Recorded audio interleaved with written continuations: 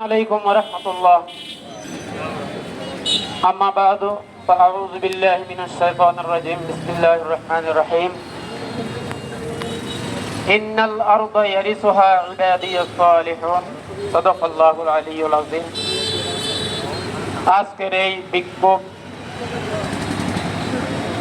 মিছিলের উপস্থিতির সামনে আমি সর্বপ্রথম আল্লাহ রাব্বুল আলামিনের প্রশংসা এবং আল্লাহর হাবিব মুহাম্মদ মুস্তাফা সাল্লাল্লাহু আলাইহি ওয়াসাল্লামের উপর অসংখ্য দরুদ প্রেরণ করার পর আমি স্মরণ করছি আজকে রাজপথে যে আমরা আমাদের দাবি নিয়ে আমরা মিছিল করতে সক্ষম হয়েছি, মিটিং করতে সক্ষম হয়েছি, যাদের রক্তের বিনিময়ে আপনারা বুঝে গেছেন হাজার দেড় হাজার ছাত্র ছাত্রীদের রক্তের উপরে আজকে আমাদের এই অধিকার আদায় হয়েছে, ঠিক কিনা বলেন?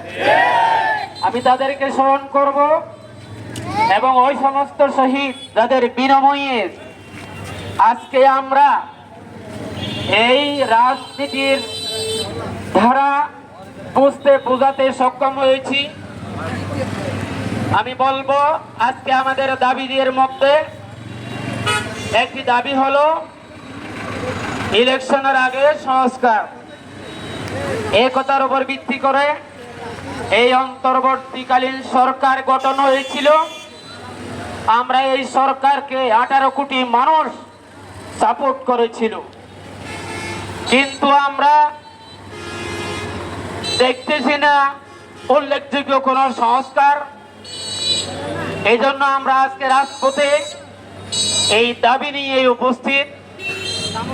এবং এরপরে আরেকটি দাবি হলো এই গণহত্যা চালিয়েছে যে ফ্যাসিস্ট সরকার, গণহত্যা, গুম এবং নির্বিচারে নিজের গদি টিকাবার জন্য এই বাংলার জনগণের টাকা দিয়ে বাংলার জনগণের উপর গুলি চালিয়েছে যারা, তাদের বিচার না হওয়া পর্যন্ত আমরা নির্বাচন চাই না, গুম যেতেও চাই না দেশে।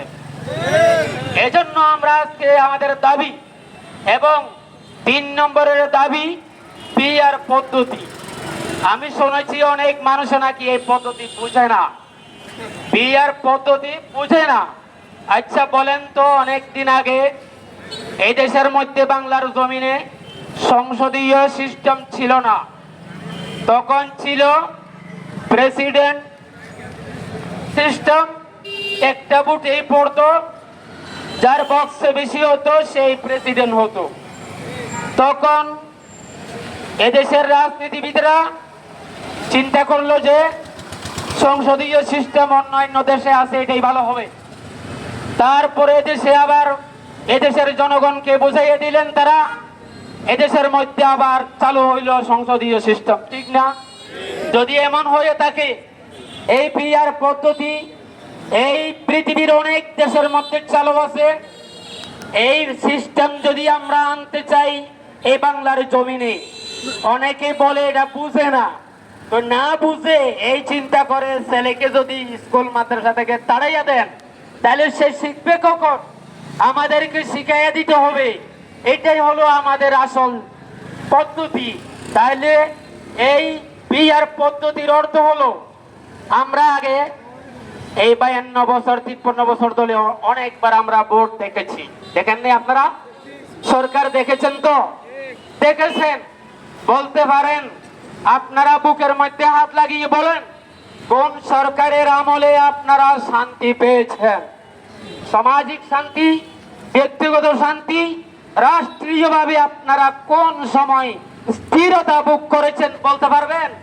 কিছুতেই বলা যাবে না। আর ইলেকশন যেটা সিস্টেম চালু আছে আমাদের এখানে, এটা আসলে টাকার খেলা চলে। আমি কি মিথ্যা বললাম?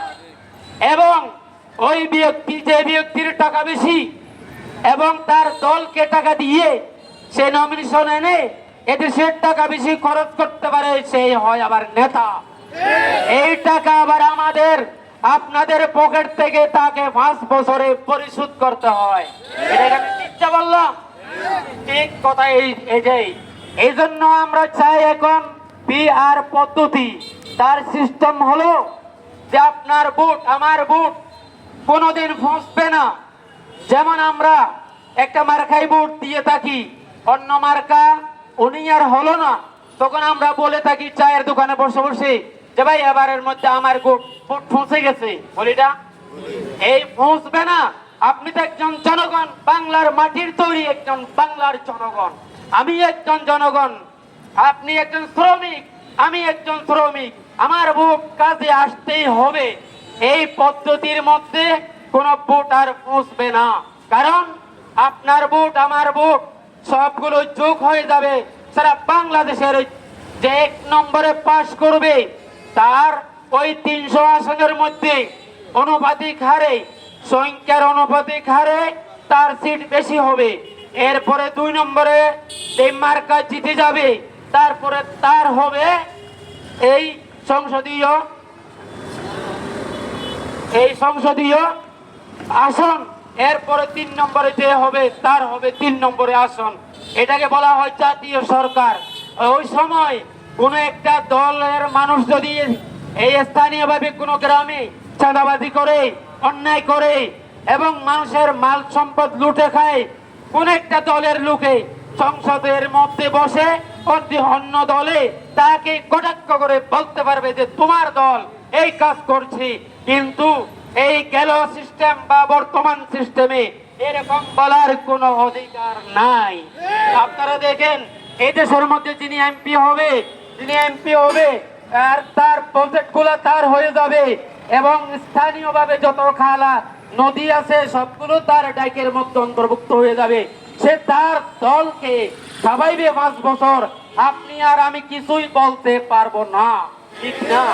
এখন আসেন, যখন এমপি এই পিআর পদ্ধতি হবে তখন হবে কি দেখেন, এই যে দলে যে মার্কায় মানুষ দেবে, এরপরে যে দলে মানুষ দেবে, মনে করেন ইসলামী আন্দোলন বা এই জামাতে ইসলামে এই সংসদের মধ্যে মানুষ দিল, মনে করেন 20 জন 30 জন দিল, তখন কি হইলো, এখন এইখানে যদি এখানে ফুটো আমরা দিয়েছি ওই মার্কাকে, আর ওইদিকে মজলিসের শুরায় তাকে অধিকারও দিয়েছে, এমপি বানিয়েছে, ওই এমপি ওইদিকে আবার মজলিসের শুরার ভয়ের মধ্যে কাজ করে, আবার এইদিকে আবার আমরা যে ভোট দিচ্ছি তাকে, এটা আমাদেরকেও জবাব দিতে হয়, আবার ওই মজলিসের শুরাকেও জবাবদিহি করতে হয়।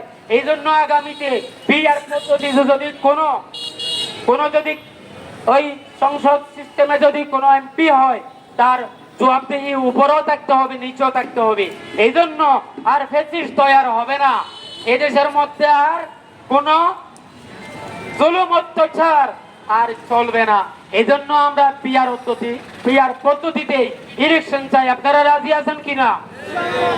আল্লাহ পাক আমাদের সবাইকে এই মেহনত, আমাদের অধিকার, আমাদের এই আওয়াজকে আল্লাহ তাআলা কবুল করেন। সকলেই বলি আমিন।